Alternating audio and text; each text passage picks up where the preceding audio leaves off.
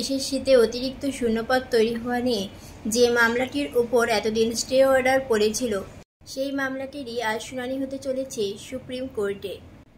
৬,৮৬১টি অতিরিক্ত শূন্যপদ তৈরি করায় রাজ্য মন্ত্রিসভার বিরুদ্ধে কি তদন্ত শুরু করবে এবার সিবিআই?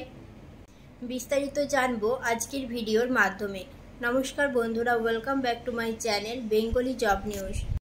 ইতিমধ্যেই আমরা দেখেছি যে সুপ্রিম কোর্ট থেকে এসএসসির ২৬,০০০ যোগ্য এবং অযোগ্য টিচারদের মধ্যে পার্থক্য করা যায়নি বলে পুরো প্যানেলকে বাতিল করতে বাধ্য হয়েছে সুপ্রিম কোর্ট।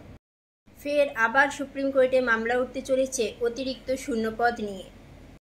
এসএসসিতে ৬,৮৬১টি অতিরিক্ত শূন্যপদ তৈরি করা হয়েছিল রাজ্য মন্ত্রিসভা থেকে, এবং তাতেই হাইকোর্টের তৎকালীন বিচারপতি অভিজিৎ গঙ্গোপাধ্যায় স্যার রাজ্য মন্ত্রিসভার বিরুদ্ধে সিবিআই তদন্তের নির্দেশ দেন, এবং তারপরই ডিভিশন বেঞ্চে যায় রাজ্য। এবং ডিভিশন বেঞ্চ থেকেও জানায় যে রাজ্য মন্ত্রিসভা থেকে যে ৬,৮৬১টি অতিরিক্ত শূন্যপদ তৈরি করা হয়েছে সেটি সম্পূর্ণভাবে নিয়ম বহির্ভূত এবং বেআইনি বলা চলে। এবং সিবিআই যদি চায় তাহলে রাজ্য মন্ত্রিসভার সদস্যদের জিজ্ঞাসাবাদ করতে পারে, এমনটাও জানিয়েছেন ডিভিশন বেঞ্চ থেকে।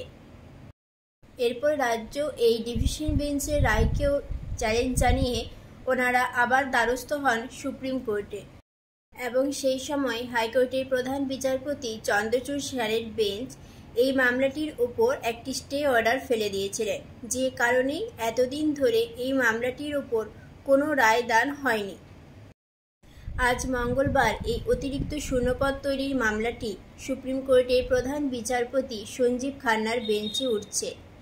এবার সুপ্রিম কোর্ট কি হাইকোর্টের রায় কি বহাল রাখবেন, নাকি এটির উপর আরও কিছুদিনের জন্য স্টে অর্ডার ফেলবেন, সেটি আর কিছুক্ষণের মধ্যেই আমরা জানতে পারব।